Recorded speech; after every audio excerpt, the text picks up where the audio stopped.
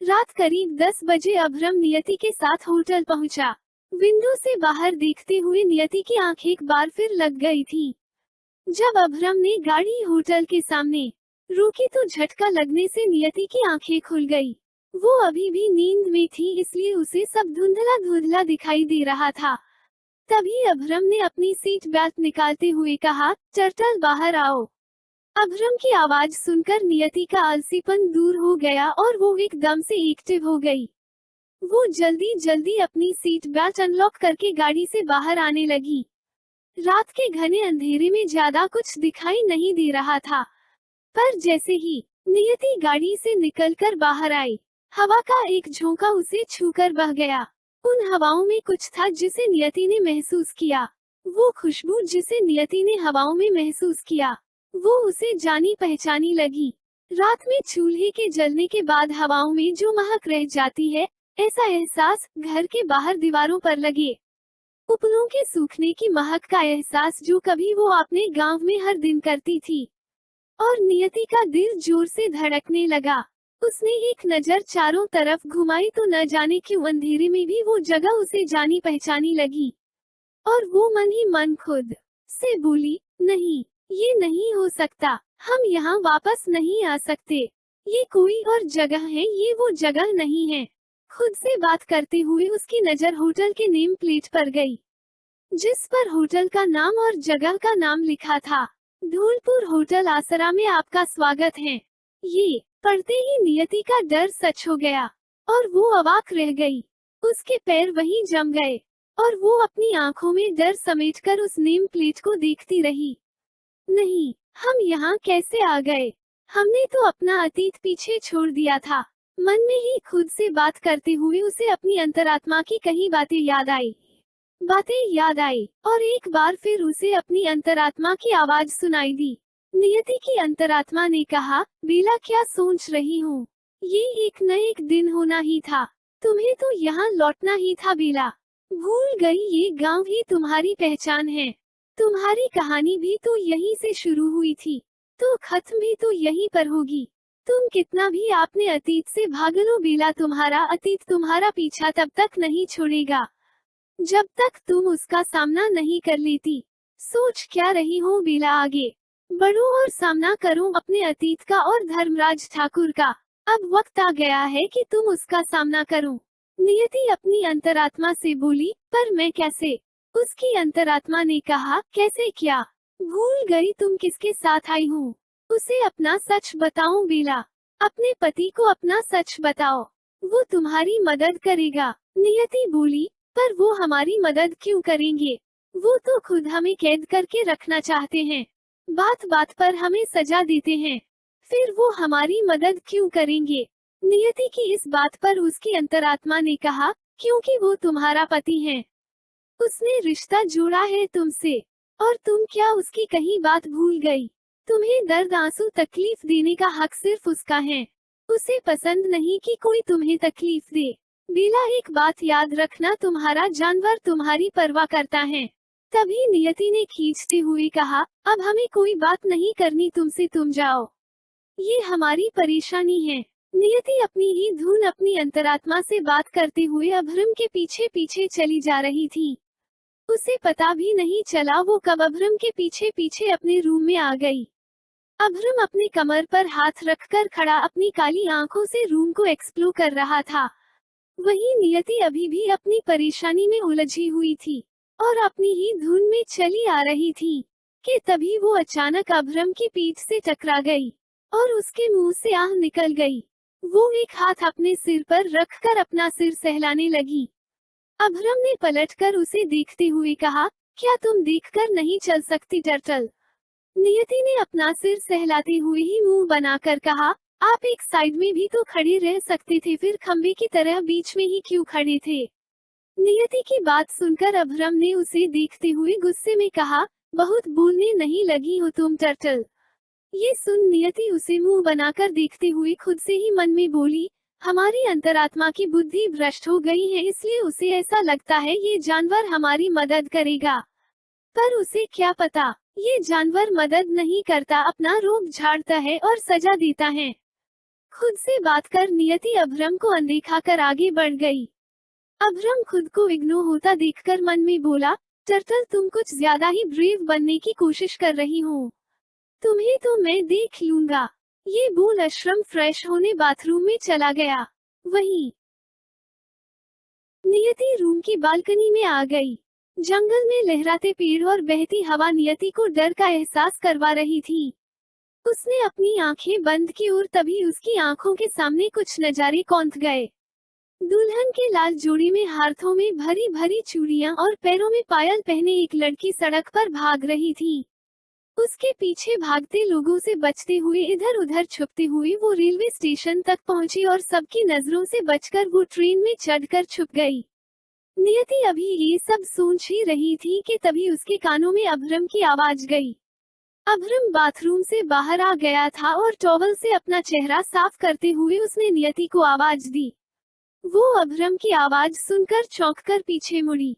अभ्रम ने उसे देखा तो उसके चेहरे पर डर देखकर उसकी भौहें तन गई और फिर वो नियति के पास जाते हुए उसे देखते हुए मन में बोला, कभी इतनी ब्रेव बनती हो तो कभी इतना डरती हो। टर्टल तुम ऐसी क्यों हो? फिर उसने नियति की आंखों में देखते हुए कहा, टर्टल क्या हुआ? नियति ने जल्दी से सिर हिलाते हुए कहा, कुछ नहीं। अभ्रम ने कुछ नहीं कहा और उसे देखते हुए उसका हाथ पकड़ लिया। फिर वो नियति को बेड के पास लाया और उसे बेड पर बैठने का इशारा किया। नियति बिना कुछ कहिए चुपचाप बेड पर बैठ गई। अभ्रम उसकी गोद में सिर रख कर लेट गया। वो बहुत थका हुआ था और सोना चाहता था, पर नींद उसे नियति की गोद में ही आती थी। ये बात अब वो भी समझ गई थी। अभ्रम के उसकी गोद में सिर रखते ही नियति के हाथ आज खुद ब खुद ही उसके सिर पर चले गए और वो अभ्रम के बालों में अपनी उंगलियां पिराने लगी।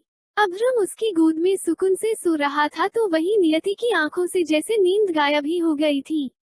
उसने बेड के क्राउन से अपना सिर टिका लिया और एक बार उसका अतीत उसकी आंखें के सामने कौंध गया और उसे वही दिन याद आया जब उसने अपना गांव छोड़ा था 2 महीने पहले। दुल्हन के जोड़े में सजी नियति बहुत खूबसूरत लग रही थी, पर उसकी आंखों में सूनापन छाया हुआ था। लाल रंग की साड़ी, चूड़ी और गजरा नियति की खूबसूरती को और बढ़ा रहे थे। वहीं उसके चेहरे पर उदासी के बादल छाए हुए थे। वो बदहवास अवस्था में बैठी अपनी बर्बादी के मुहूर्त का इंतजार कर रही थी कि तभी उसके कानों में एक आवाज गई और एक मध्यम उम्र की औरत अंदर आते हुए बोली, बेला। ये सुनते ही नियति ने उस औरत की तरफ देखा और झट से उससे लिपट कर बोली, अम्मा, हम ये शादी नहीं करना चाहते, हमको बचाई लो अम्मा। ये औरत नियति उर्फ बेला की माँ थी। लक्ष्मी एक सरल स्वभाव की महिला थी। वो अपनी बेटी बेला से बहुत प्यार करती थी क्योंकि बेला उसकी इकलौती संतान थी। लक्ष्मी बेला को गले से लगाए फूट फूट कर रो रही थी। अभी वे दोनों माँ बेटी रो ही रही थी कि तभी बेला के बाबा रामेश्वर जी अंदर आते हुए बोले, बेला की अम्मा, ही वक्त रोने का नहीं, अपनी बिटिया को बचाने का है। ऐसे पहले कोई आ जाए, हमको बेला को हिया से भेजना होगा। नियति अपने बाबा की आवाज सुनकर अपनी अम्मा से अगल होकर रोते हुए बोली, बाबा ये आपका कह रहे हैं। रामेश्वर जी बोले, बिटिया हमारी बात समझो, तुमको हिया से जाना होगा। हम तुम्हारी शादी वो अपाहिज ठाकुर से नहीं होने देंगे। तुमको जाना होगा बिटिया। अपने बाबा की बात सुनकर नियति चौंकते हुए बोली, पर बाबा हम कैसे आप दोनों को छोड़कर जा सकते हैं? ठाकुर साहब आप दोनों को। तभी नियति को बीच में रोकते हुए उसकी अम्मा लक्ष्मी बोली, बेला तुम्हारे बाबा सही कह रहे हैं, हमारी चिंता नहीं करो। तुम हिया रही तो ठाकुर साहब तुमसे शादी कर लेंगे, इसलिए तुमको गांव छोड़कर जाना होगा बिटिया। पर अम्मा, नियति ने जैसे ही कुछ बोलना चाहा तभी रामेश्वर जी नियति के बाबा बीच में ही बोले, बेला बिटिया हमारी बात मानो और यहाँ से चली जाओ। ये लो तुम्हारा सामान, इसमें तुम्हारे चाचा जी का पता है, तुम दिल्ली चली जाओ बिटिया। नियति खाली आंखों से दोनों को देख रही थी। वो उन दोनों को छोड़कर नहीं जाना चाहती थी, इसलिए नियति ने उन्हें बहुत समझाया पर वे दोनों अपनी जिद पर अड़े रहे और नियति को थक हार कर उनकी बात माननी ही पड़ी। और फिर रामेश्वर ने अपनी बेटी को ठाकुर के आदमियों की नजरों से बचाते हुए उसे गांव के बाहर निकाल दिया। फिर नियति ने वहां से अकेले ही रेलवे स्टेशन तक का रास्ता तय किया। अपने अतीत को याद करते हुए नियति की आंख लग गई और वो भी गहरी नींद में सो गई। अगली सुबह जब उसकी आंखें खुली तो उसने बेड पर खुद को अकेले पाया। अभ्रम को न देखकर नियति अपनी धुंधली आंखों से इधर उधर देखते हुए उठकर बैठ गई। तभी बाथरूम का डोर ओपन हुआ। नियति ने धुंधली आंखों से उस तरफ देखा तो अभ्रम कमर पर टॉवल लपेट बाथरूम से बाहर आया। उसे सिर्फ एक टॉवल में देखकर नियति की आंखें पूरी खुल गई और उसने जल्दी से अपने दोनों हाथ आंखों पर रखते हुए कहा, हे भगवान, आप बाहर ऐसे क्यों आ गए? जाइए और अब अपने कपड़े पहनकर बाहर आएगा। उसकी बात सुनकर अभ्रम ने उसकी तरफ देखा और सिर हिला दिया। फिर कबर्ड के पास जाकर उसमें से अपने कपड़े निकालते हुए खुद से कहा, लड़कियां मुझे ऐसे देखने के लिए तरसती है और टर्टल तुम हो कि इतने ड्रामे कर रही हो। नियति ने अपनी उंगलियों के बीच से अभ्रम को देख रही थी। उसे अभी भी रूम में देखकर उसने जल्दी से अपनी आंखों को फिर से बंद कर लिया और झुंझला कर बोली, आप अभी तक गई क्यों नहीं? प्लीज जल्दी जाइए। अभ्रम जो ऑलरेडी अपने कपड़े लेकर बाथरूम की तरफ जा रहा था, नियति की बात सुनकर सरूक गया। उसने अपनी गर्दन घुमाकर तिरछी नजरों से नियति को देखा और फिर एक आईब्रो उठाकर उसके पास चला आया। अभ्रम ने नियति के दोनों हाथ पकड़ के उसके चेहरे से हटा दिया और कमांडिंग टोन में उसे घूरते हुए कहा, आंखें खोलो टर्टल। नियति ने अपनी आंखों को और कसकर भींचते हुए कहा, नहीं, मैं आंखें नहीं खोलूंगी, पहले आप अपने कपड़े पहने। अभ्रम ने फिर से उसी टोन में कहा, टर्टल अगर अभी तुमने अपनी आंखें नहीं खोली तो मैं तुम्हें किस कर दूंगा। ये सुन नियति सोचती हुई बोली, किस? और तभी उसे पहली बार अभ्रम का करीब होना याद आया और वो घबराते हुए जल्दी से बोली, नहीं, आप मेरे साथ ऐसा नहीं कर सकते। अभ्रम उसे देखते हुए तिरछा मुस्कुराकर बोला, मैं तुम्हारे साथ कुछ भी कर सकता हूँ। कुछ भी? ये सुनते ही नियति ने झट से अपनी आंखें खोल दी और अपनी डरी सहमी निगाहों से उसे देखने लगी। वहीं अभ्रम आंखों में शरारत भरे तिरछा मुस्कुराते हुए उसे देख रहा था। अभ्रम नियति को देखते हुए उसके ऊपर झुक रहा था। नियति डर से पीछे होते हुए खुद में ही सिमटती जा रही थी। अभ्रम के बालों से पानी टपक कर नियति के चेहरे पर गिर रहा था, जो उसके शरीर में मीठी मीठी सिहरन पैदा कर रही थी। नियति के चेहरे पर डर और माथे पर सलवटें थी। वो आंखों ही आंखों में अभ्रम से रिक्वेस्ट कर रही थी। वहीं अभ्रम को नियति के डर से कोई फर्क नहीं पड़ रहा था। वो तिरछा मुस्कुराते हुए उसके ऊपर झुके जा रहा था। जैसे ही नियति ने उससे नजरें फेरते हुए अपना चेहरा घुमाया तो अभ्रम ने एक हाथ से उसके चेहरे को पकड़ अपनी तरफ कर लिया। उसकी नजरें अब नियति के कांपते होठों पर थी। वो उसे छू लेना चाहता था। एक बार फिर वो उस एहसास को जीना चाहता था जिसे उसने कल नियति के करीब होकर जिया था। अभ्रम को अपने होठों पर अभी भी नियति के होठों की छुअन का एहसास हो रहा था, जो उसे बेचैन कर रहा था। और इसी बेचैनी को खत्म करने के लिए अभ्रम अपने होठों पर उठी तलब को नियति के लबों से मिटाना चाहता था। अभ्रम को अपने इतने करीब देखकर नियति ने अपनी आंखों को बंद कर लिया। वहीं अभ्रम की आंखें भी धीरे धीरे कर बंद हो गई। पर इससे पहले कि वो फिर से अपने और नियति के बीच के फासले को मिटाता, उसके रूम के डोर पर दस्तक हुई। डोर लॉक होने की आवाज सुनकर दोनों ने ही अपनी आंखें चौंक कर खोली और नियति ने उसे धक्का देते हुए खुद से दूर कर दिया।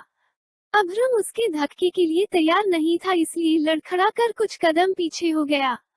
उसने नियति को घूर कर देखा तो उसने डर कर अभ्रम से अपनी नजरें चुरा ली।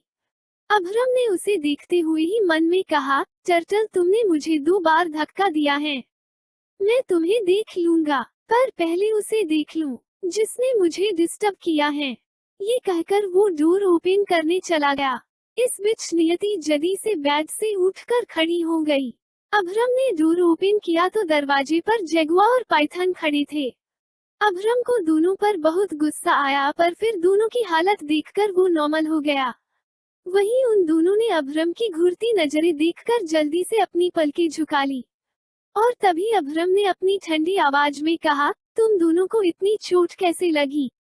उसके सवाल पर जगुआ ने पाइथन को कोहनी मारी। जैसे कह रहा हूँ तू बता दे। वहीं उसके कोहनी मारने पर पाइथन तिरछी नजरों से ही उसे घूरने लगा और उसे घूरते हुए बोला, वैसे तो बहुत बहादुर बनता है, पर जब बीस्ट से सामना होता है तो भीगी बिल्ली बन जाता।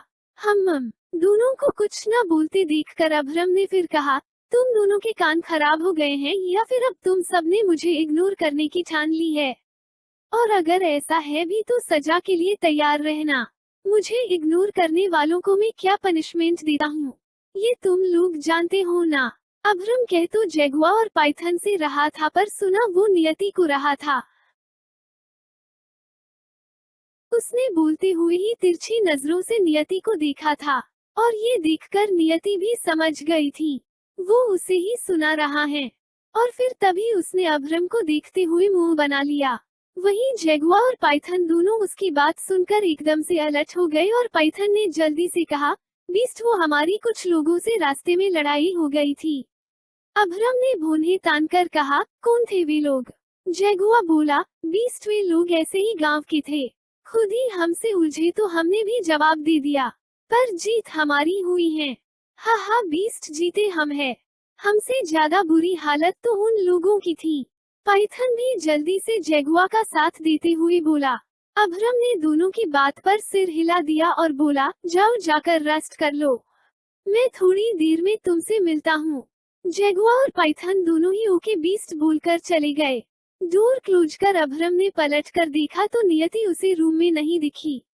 बाथरूम से आती पानी की आवाज सुनकर अशरम समझ गया नियति शॉवर ले रही हैं।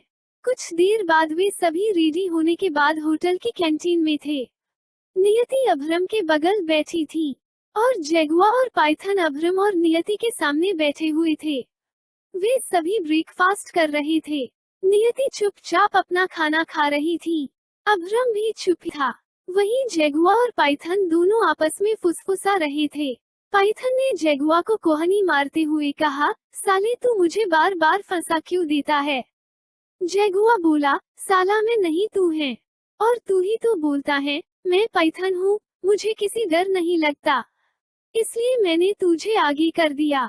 इस बात पर पाइथन बोला, मुझमें इतनी हिम्मत है, मैं कम से कम बीस्ट से बात तो कर लेता हूँ, पर तेरी तो बीस्ट के सामने सिट्टी पिट्टी गुल हो जाती है।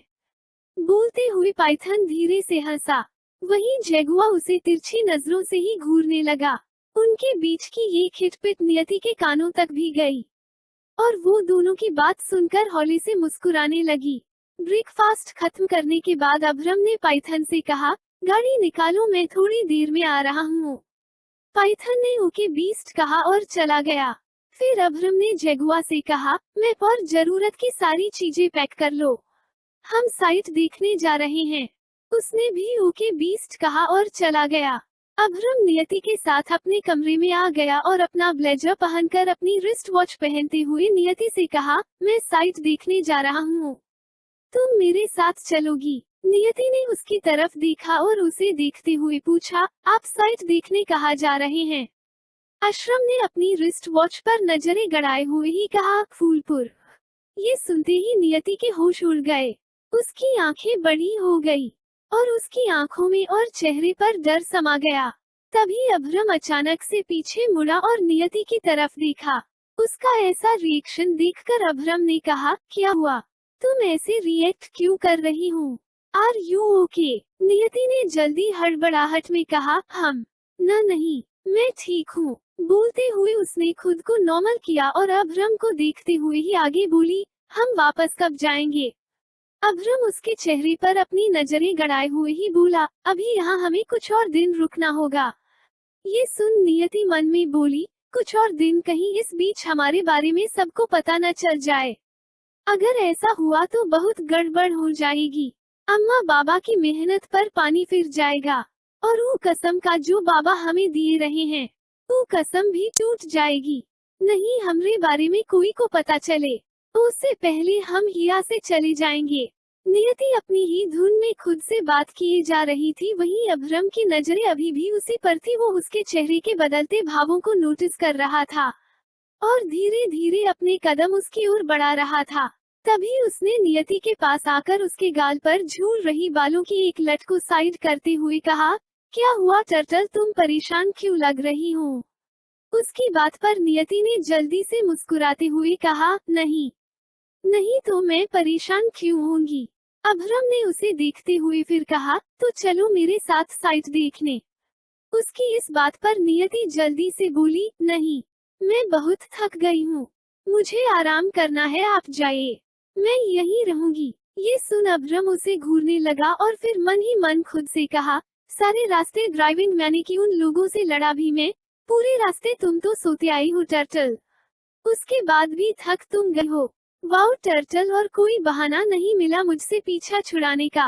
पर तुम कितनी भी कोशिश कर लो टर्टल, तुम मुझसे अपना पीछा नहीं छुड़ा पाओगी। मैं तुम्हें कभी खुद से दूर नहीं जाने दूंगा। ये भूल आश्रम चला गया। उसके जाने के बाद नियति ने सुकून की सांस ली और खुद से बोली, हम इस कमरे से बाहर नहीं जाएंगे। हाँ, हम यहीं रहेंगे कमरे के अंदर। न हम बाहर जाएंगे, न हमें कोई देख पाएगा और फिर न ही हमारे बारे में किसी को कुछ पता चलेगा। हाँ, यही सही है, हम बाहर नहीं जाएंगे। उद्धरण चिन्ह। कुछ पल कमरे में इधर उधर टहलने के बाद नियति अपने रूम की बालकनी में चली गई। बालकनी से उसे होटल के पीछे की सड़क दिख रही थी। तभी उसे सड़क पर कुछ लड़कियां आपस में बातें करते हुए, हंसते खिलखिलाते हुए हाथ में बुक्स लिए जा रही थी। उन्हें देखकर नियति के होठों पर भी स्माइल आ गई और वो उन्हें देखते हुए मुस्कुराने लगी। तभी एक बार फिर उसे अपने अतीत की भूली बिसरी यादें याद आई और वो एक बार फिर अपने अतीत को याद करने लगी। देखने में वो एक स्कूल जैसा था, पर उसके बोर्ड पर बड़े बड़े हिंदी के अक्षरों में लिखा था, रामशरण विश्वविद्यालय। तभी 4-5 लड़कियों का एक ग्रुप विश्वविद्यालय के मेन डोर से बाहर आया। वे चारों पांचों लड़कियां आपस में बातें करते हुए हंस रही थीं। एक लड़की जिसका नाम लाखी था, उसने दूसरी लड़की जो दिखने में बहुत खूबसूरत थी उससे कहा, बेला, हमरे बाबा बताई रहे, अगले साल समर्थ के साथ तुम्हारी शादी हो जाएगी। क्या ये बात सच है? बेला ने शर्माते हुए अपनी पलकें झुका ली। उसके गालों पर बिखरी शर्म की लाली देखकर दूसरी लड़की जिसका नाम चमेली था, उसने कहा, फिर तो बेला तुम भी शहरी हो जाओगी। कहीं शहर जाकर हम सबको भूल तो नहीं जाओगी? बेला ने उसकी बात पर उसे देखते हुए कहा, ये कैसन बात कर रही हो तुम चमेली? हम भला तुम सबको काहे भूलेंगे? हम किसी को ना ही भूलेंगे। तभी तीसरी लड़की जिसका नाम पूजा था, उसने घबराहट के साथ कहा, पर बेला, हमको तुम्हारी चिंता हो रही है। बेला बीच में बोली, काहे? हमरी चिंता तुमको काहे हो रही है? ये सुन पूजा उसी भाव से बोली, बेला, हम सुने हैं शहरी लोगन गांव के लोगन की इज्जत नहीं करत हैं। लोग गांव के लोगों का मजाक उड़ावत हैं। ऐसे में तुम कैसे शहर में अकेले रह पाओगी? और समर्थ को तो शहर गए कई साल हो गए, को तो शहर की भाषा, शहरी तौर तरीका सब आवत होगा, पर बेला तुम कैसे हुआ रह पाओगी? उसकी बात पर बेला मुस्कुराते हुए बोली, बस ये बात, हम तुम्हारी चिंता अभी दूर कर देते हैं। ये बोल बेला ने अपना गला साफ किया और फिर पूजा, चमेली, लाखी और अर्चना को देखते हुए बोली, हेलो दोस्तों, मेरा नाम बेला है और मैं यहाँ नई शिफ्ट हुई हूँ, तो मुझे यहाँ के बारे में ज्यादा कुछ नहीं पता। तो क्या आप लोग मुझे बता सकते हैं यहाँ सब्जियों का बाजार कहाँ लगता है? बोलते हुए बेला ने अपनी दोनों भौहें उचकाई। तो वहीं वे सभी बेला की बातें सुनकर हैरान रह गई और अर्चना एक हाथ अपने सिर पर रखते हुए बोली, बेला, तुमने ये शहरी भाषा कब और कहां से सीखी? तुम तो पूरी शहरी लग रही हो। तभी लाखी ने भी कहा, बेला, तुम तो कमाल कर दी, तुमको देखकर तो लगा ही नहीं तुम गांव की हो। फिर मुंह बनाते हुए पूजा ने कहा, हम तो खामाखाही तुम्हारे बारे में सोचकर परेशान हो रहे थे। उसका साथ देते हुए अर्चना ने कहा, और कपरी, बेला तो पहले से ही शहर जाने की तैयारी कर रही थी। वैसे तुमने ये सब सीखा किससे? बेला हंसते हुए बोली, समर्थ के दादाजी से। को शहरी और गांव दोनों की भाषा आवत है। जब शादी की बात हुई तभी से दादाजी हमको शहरी भाषा सिखा रहे हैं। बोलते हुए बेला मुस्कुरा रही थी। उसकी बात सुनकर वे सब भी हंसने लगी। जहां एक तरफ बेला अपनी अतीत की यादों में खोई हुई थी, वहीं दूसरी तरफ अभ्रम जगुआ और पाइथन के साथ साइट पर गया था। फूलपुर गांव के बॉर्डर से थोड़ा ही अंदर हॉस्पिटल बनने वाला था, जिसका टेंडर अभ्रम को मिला था और वो यहाँ साइट देखने ही आया था। अभ्रम से कुछ दूरी पर जगुआ और पाइथन दोनों आपस में ही आर्ग्यू कर रहे थे और अभ्रम आर्किटेक्ट के साथ मैप देखते हुए बात कर रहा था। सभी अपने अपने काम में लगे थे कि तभी अचानक से हवा का रुख बदल गया। अचानक बिगड़ते मौसम को देखकर सभी आकाश की तरफ देखने लगे। उन सभी की आंखों में धूल जा रही थी और वे सब अपने हाथों से ही आंखों को ढक रहे थे। वहीं अभ्रम ने अपना लिमिटेड एडिशन का ग्लास अपनी आंखों पर चढ़ा लिया और बिना मौसम की परवाह किए वापस से अपने काम में लग गया। उससे कुछ दूरी पर खड़ी जगुआ ने मौसम को बिगड़ते देखकर पाइथन से कहा, मुझे लगता है पिशाचनी आ गई। उसकी बात पर पाइथन ने उसे देखा जैसे वो कोई पागल हो और फिर पाइथन उसकी बात पर मुंह बनाकर बोला, ये क्या बकवास कर रहा है तू? माना कि हम लोग शहर से दूर गांव में हैं, पर इसका मतलब ये नहीं कि तू कुछ भी बकवास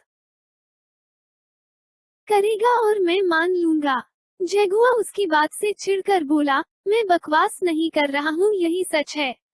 तुझे पता नहीं पर मुझे सब पता है। मैंने और टाइगर ने इस गांव की होल इंफॉर्मेशन कलेक्ट की है। इस गांव में एक पिशाचनी है जो किसी को भी यहाँ काम नहीं करनी देती और उन्हें मार देती है। अब धीरे धीरे पाइथन को भी उसकी बात पर यकीन हो रहा था।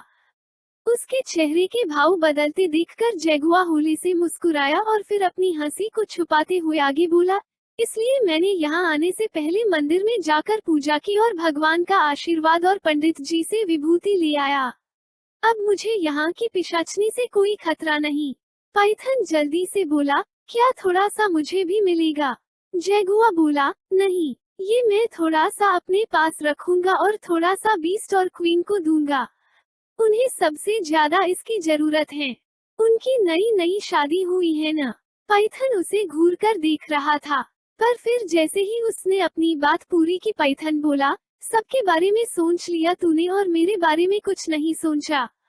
जगुआ तपाक से बोला, हाँ हाँ सोचा है ना। तू ही तो अपनी बलि देकर हम सबको इस भूतिया गांव से निकलवाएगा। सुनते ही पाइथन ने उसे खा जाने वाली नजरों से देखा और फिर उसे मारने के लिए उस पर बरस पड़ा। वहीं अभ्रम बदलते मौसम की परवाह न करते हुए अपना काम कर रहा था कि तभी अचानक से उसके कान में कुछ आवाजें गई। एक आदमी जिसकी उम्र यही 55 से 60 वर्ष रही होगी, वो व्हील चेयर पर बैठा था और उसका एक आदमी जिसका नाम हरिया था वो उसकी व्हील चेयर को पकड़े चल रहा था। वहीं एक आदमी व्हील चेयर पर बैठे आदमी के ऊपर छतरी ताने उसके बगल में चल रहा था। उस व्हील चेयर पर बैठे बुजुर्ग आदमी ने अभ्रम को देखते हुए कहा, कहो शहरी बाबू तुम लोग ही या फिर आ गए? आवाज सुनकर अभ्रम ने पलटकर देखा और उसने एक नजर में व्हील चेयर पर बैठे आदमी को पहचान लिया और उसे देखते हुए मन में बोला, तो ये है धर्मराज ठाकुर। ठाकुर भी अपने होठों पर कुटिल मुस्कान लिए अभ्रम को देख रहा था। फिर अभ्रम के पास आकर ठाकुर ने कहा, तुम लोगन को कोनो बात समझ नहीं आवत है। पिछली बार का हादसा भूल गए होंगे। अभ्रम ने कुछ नहीं कहा और चुपचाप खड़ा उसकी बातें सुनता रहा। ठाकुर ने आगे कहा, भूल गए हो तो कोनो बात ना, हम याद करवा देते हैं। इतना कहकर उसने अपने पीछे खड़ी हरिया को तिरछी नजरों से देखते हुए कहा, ए हरिया जरा बताइए का पिछले साल जो शहरी बाबू होटल बनावन वास्ते हिया आया था औरक साथ का हुआ? ठाकुर की बात सुनते ही हरिया तुरंत आगे आया और दोनों हाथ जोड़कर अभ्रम को देखते हुए बोला, पिछले साल कोनो इंजीनियर आया रहा। ओके आने के 2 दिन बाद ही ओकी लाश गांव के चौराहे पर मिली। जानत हूँ ओका कौन मारी रही? काल पहाड़ी की पिशाचनी। अगर अपनी जान प्यारी हो तो आज ही बोरिया बिस्तर समेटकर शहर लौट जाओ, नहीं तो तुम्हारी लाश भी 2 दिन बाद गांव के चौराहे पर मिलेगी।